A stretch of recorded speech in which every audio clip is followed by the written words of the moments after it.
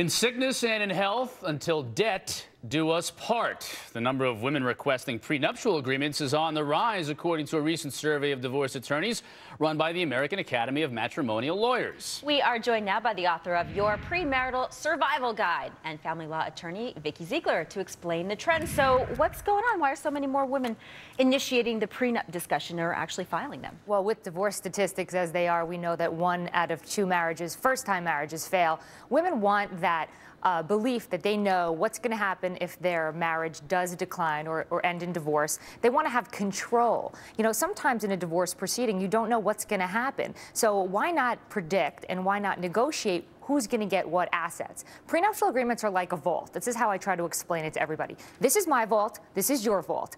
I know what I'm going to get in my vault, and you can't take it. It's secure. One day, if we get divorced, I know what I'm going to have. When you have uncertainty and you don't execute a prenuptial agreement, many women are vulnerable. They're unsure of what's going to happen in the future. That's why prenuptial agreements are phenomenal tools for most women out there.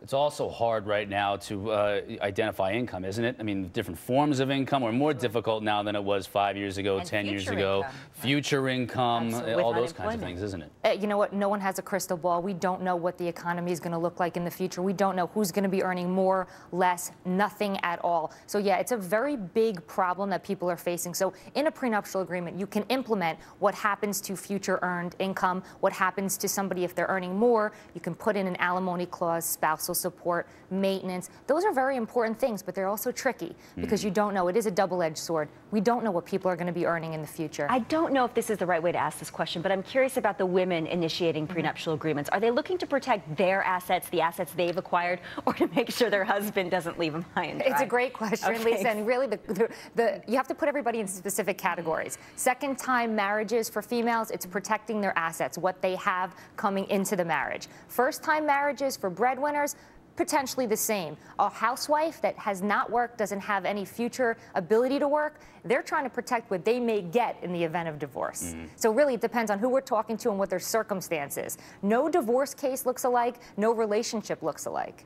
All right. Now, last time when you and I spoke, we were talking about how people were staying in their marriages, staying in their homes because they couldn't sell the home to split up the asset value and whatnot. What trends are we seeing now? A continuation of that or anything different? You know what? It's so unfortunate, Chris. Within the last 6 months, it's pretty much status quo. What's happening is people can't sell their homes. You report about it all day long about the real estate market. They can't sell their homes. They're living in unhappy relationships together, most of the time in separate rooms. Everyone's, well, maybe their retirement accounts are a little up now, but they have been down, and it's just a really difficult time for people to get divorced. Unemployment rates are obviously through the roof. What about getting married? Are people getting married less now? Are they waiting for better times before they tie the knot? Yeah, people aren't getting married as much. They're waiting to get married later in life, waiting to have children.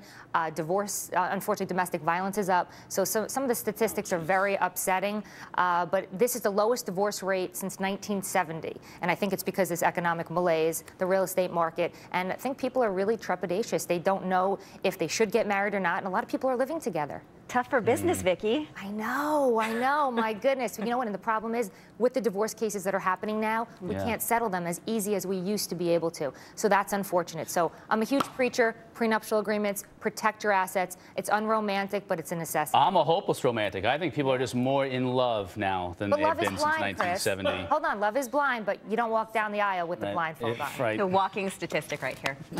Thank you, Vikki Ziegler. Thanks, Vikki. Thank you. All right.